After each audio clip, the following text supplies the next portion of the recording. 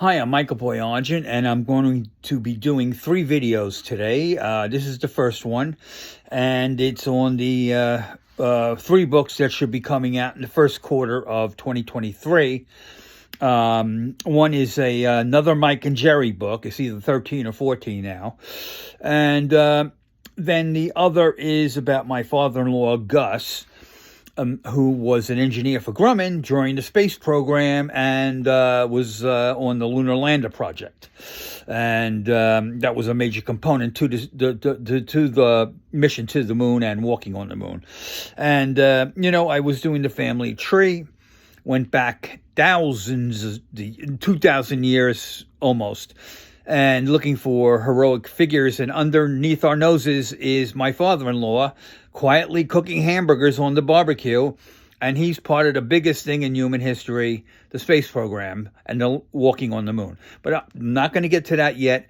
That led to me saying, well, I should talk about my father, Harry, who was in World War II. He was in the Army Air Corps, and he was in there for the entire war, beginning in April, which is just about when the enlistees started arriving in their first touchdown place, North Africa.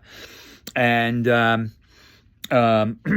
he was in the Army Air Corps. He was the radio man. And each hitch that you did there, you had to do 2,200 hours in the aircraft doing missions. And again, he was the radio man.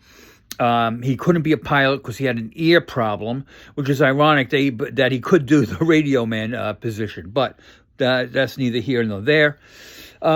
He did do his 2,200 hours. However, he didn't want to re-enlist for more flying. He wanted to drive a Jeep. He said, I'll stay in the duration of the war if you let me drive a Jeep.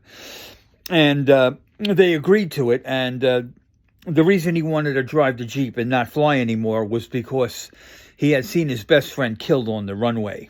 And that traumatized him. And he did his time. In fact, so much so that he didn't fly home at the end of the war. He took a freighter home, which is what my father-in-law did too. So go figure. My father-in-law loved it. He said he'd lay in the deck at night watching the stars in the middle of the Pacific where there was absolutely no light, and they were so bright. He never saw brighter stars, and just dreaming about the rest of his life that was about to begin. And anyhow, getting back to my dad. Now, when I was in junior high, I had a teacher. He was one of the original hippies to arrive in our junior high. Long hair, beard, everything, it really looked good.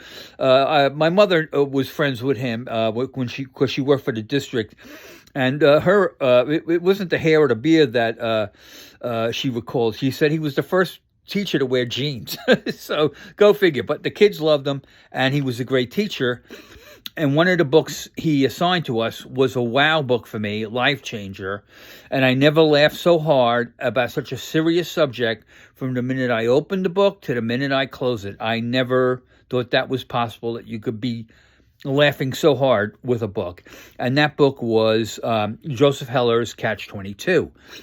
And for years now, I keep thinking back to that book, and the main character is an Armenian, and he's in the Air Corps somewhere during World War II, and he sees his friend get killed on the runway, and he tries to get out of the service after that.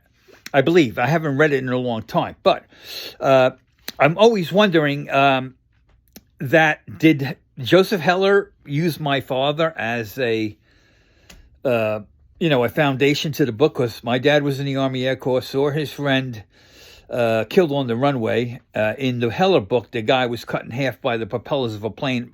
My father never said what happened to his best friend, but he was killed.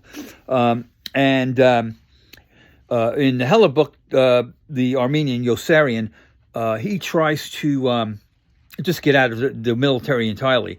My father just said, after he completed his 2,200 hours, he said, yes, I'll re-enlist, but I am driving a Jeep.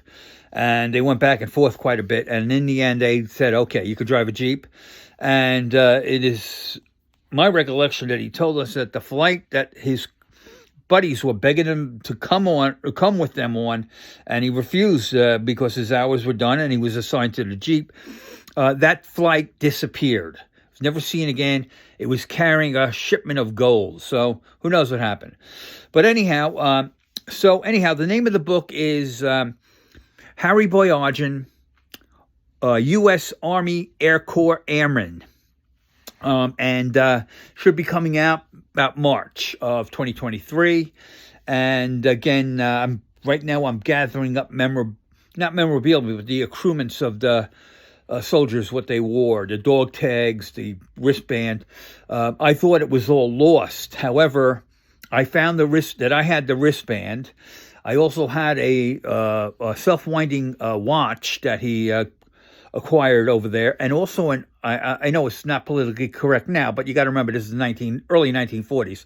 An ivory carved elephant. Yeah, they carved the elephant out of its own ivory. I don't know if they did that, but it's kind of ironic. He got an elephant carved out of ivory, and again, it was just stuff he bought during his whole tour in North Africa.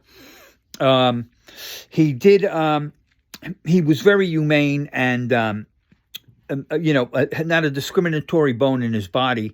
The one thing he was a little angry about was that the British. He said that the British soldiers mistreated the Egyptian children. They used to kick them and stuff, and he didn't like that. And what are we fighting here? That's the kind of stuff we're fighting against. So, anyhow, he did stay in for the duration of the war. And, in the end, he was driving a Jeep, and he got home, and I'm here, my brother's here, my sister's here, and my mother married him, and worked out good. Anyhow, have a nice day. Happy New Year.